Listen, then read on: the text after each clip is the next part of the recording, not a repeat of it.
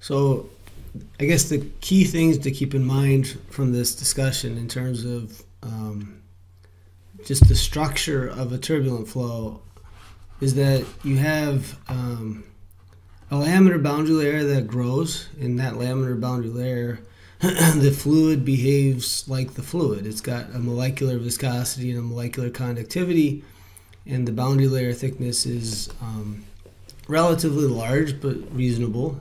And then when you transition to turbulence, you have a fluid that behaves in a more complicated way. It's got a very large turbulent boundary layer, much bigger than the laminar boundary layer, but that turbulent boundary layer has effective properties that are much, much higher, much larger transport properties than the molecular properties. So it's got an effective viscosity and an effective conductivity that are just orders of magnitude larger than you would expect based on the fluid alone. But then very near the wall, you have this viscous sublayer that's very small, and you're getting back to the molecular properties in this viscous sublayer. So to boil that down, the turbulent properties much larger than the molecular properties, and then the scale of these different layers are here. Very, very thin viscous sublayer. Laminar boundary layer is quite a bit larger than that viscous sublayer, and the turbulent boundary layer is much larger still. So that picture should be enough to let us understand how turbulent flow behaves, right? So we already kind of used this idea to understand how laminar flow behaves.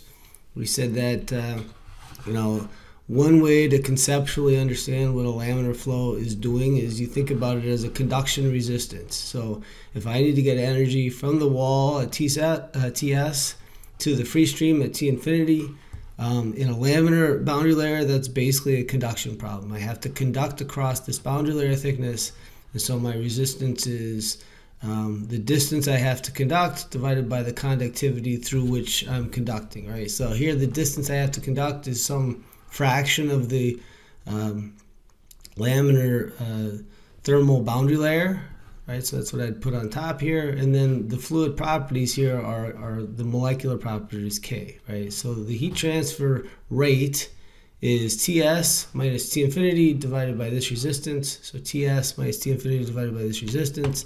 And according to Newton's law of cooling then, it's also equal to this heat transfer coefficient times Ts minus T infinity. So if you just compare these two equations, you decide that the heat transfer coefficient in a laminar flow must be at least proportional to the laminar boundary layer thickness divided by the fluid conductivity. All right, so we'd already seen this. We helped us understand why thick boundary layers are bad, and why the boundary layer thickness in a laminar flow is really the thing we care about, right? That's why we try to understand it.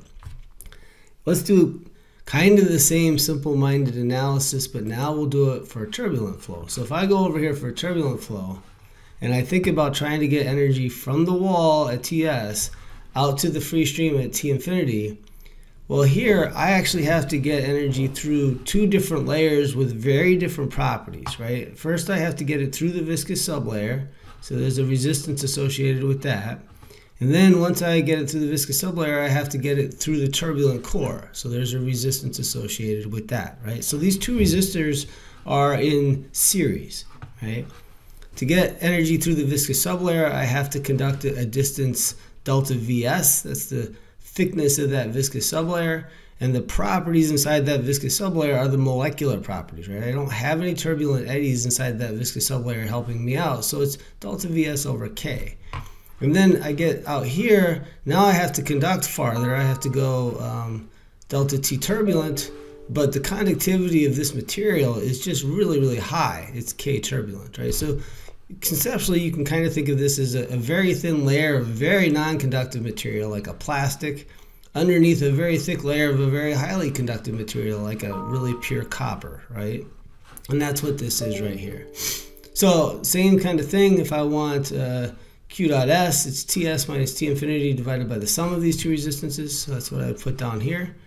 Right, delta Vs over K, delta T turbulent over K turbulent. And again, according to Newton's law of cooling, this has to be equal to the turbulent heat transfer coefficient times Ts minus T infinity. So just comparing this equation and this equation, the turbulent heat transfer coefficient is let me get the turbulent heat transfer coefficient must be, whoa, that's not what I wanted. Sorry. 1 over delta Vs over K and delta T turbulent over K turbulent. And I could stop there, but actually this becomes even more simple if I recognize that because K turbulent is so large, in most flows, this second term is quite a bit smaller than the first term. Right? We can actually, at some point, estimate the relative magnitude of these terms, and what you'll find is that this term, this first term, the resistance of the viscous sublayer is dominant, right? It is the important resistance. And the second term, the resistance of the turbulent core, really is pretty small. And we know that when we have two resistors in series, the large one is important, the small one isn't very important. So I could just keep this one, and I find the turbulent, the turbulent heat transfer coefficient is delta Vs over K, right? So that's pretty interesting. I mean, if we compare that to the laminar heat transfer coefficient, so that's what I've done right here. Obviously, if the viscous sublayer is quite a bit thinner than a laminar boundary layer, I would expect the heat transfer coefficient for a turbulent flow to be much larger than the heat transfer coefficient for a laminar flow, and that's indeed what we observe. Physically, what that means is that in a laminar boundary layer, I have to get energy all the way across that laminar thermal boundary layer thickness, whereas in a turbulent flow, I really only have to get energy across a very thin viscous sublayer to get it away from the wall. The other thing this points out is why in the laminar boundary layer we care so much about the laminar boundary layer thickness, whereas in a turbulent flow we don't care very much about the turbulent boundary layer thickness. Mostly we care about the viscous sublayer because that's what controls the properties of a turbulent flow. So, when we get to some of these turbulence models, you'll find that they're not expressed to you in terms of turbulent boundary layer thicknesses. They're expressed to you in terms of y plus inner coordinates. And the y plus is made dimensionless based on the size of the viscous sublayer, right? And that's because, again, the viscous sublayer thickness controls kind of what's going on. If I were to look at the heat transfer coefficient as a function of position along a plate, I would see, initially this laminar behavior. If we talk kind of a lot about how it starts really large because the laminar boundary layer is small, and then it grows. So the laminar boundary layer goes like square root of x. So this is dropping basically like 1 over the square root of x. And then at some point we hit that critical Reynolds number. So the laminar boundary layer thickness reaches that critical thickness where the viscous forces become too small to continue to stabilize to eliminate turbulence. And so turbulence begins not all at once but sporadically, so you'll get this transition region, but on the other end of that transition region you're going to have a very large turbulent heat transfer coefficient, much larger than you had in the laminar regime. And then that turbulent heat transfer coefficient will actually drop, and the reason it's dropping is because the viscous sublayer is thickening, but that viscous sublayer does not thicken nearly as quickly as the laminar boundary layer grows. So the other side of the coin, I guess, is the shear stress, right? So Murphy's law of thermal fluids engineering is that anything that makes the heat transfer coefficient large is going to make the shear stress large, and turbulence is no exception, right? If you have this shear stress that's gotten so small here in the laminar region that you're transitioning to turbulence, once you transition to turbulence, you're going to find that the shear stress increases quite a lot. And again, that's because the velocity gradient increases substantially. It occurs entirely across the viscous sublayer, pretty much. Right? So anything that makes the heat transfer coefficient high is going to end up making the shear stress high too. So this is usually desirable for at least a heat exchanger, and then the shear stress is undesirable. But having said that, most heat exchangers will want you to operate them in a fully turbulent regime, right? They'll take the increase in the heat transfer coefficient and happily pay for the increase in the shear stress because the size of the heat exchanger, your capital cost, is going to go down if the heat transfer coefficient gets larger.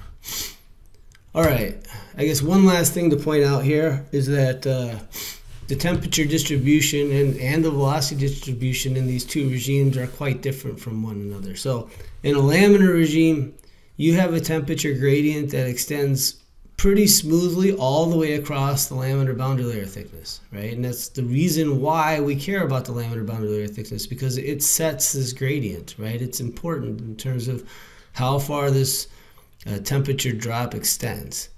If you go over here to the turbulent regime, now we have these two resistors, right? A small one associated with the turbulent core and a large one associated with the viscous sublayer. We know that all the temperature drop in a series resistance combination is going to occur across the large resistor, right? So if the large resistance is the viscous sublayer, we would expect most of the temperature drop to occur across that viscous sublayer. And indeed, that's what happens, right? You have a very sharp temperature drop across the viscous sublayer, and then very little temperature change across the turbulent core, right? So this is one of the characteristics that you would expect to see in a turbulent flow. All right, so that's kind of conceptually what's going on in a turbulent situation. So what we will do over the next three lectures is dive a little bit into, I'd say, the math, at least the theory, in the sense that we'll figure out where the Reynolds average equations come from and where the law of the wall comes from, because those are two things that I think it's important that you at least understand, even if you're not a turbulence expert, since it's those things are used ubiquitously in thermal engineering. And if you don't understand where they come from, I think you're kind of at a disadvantage relative to that. So that's what we'll do next time.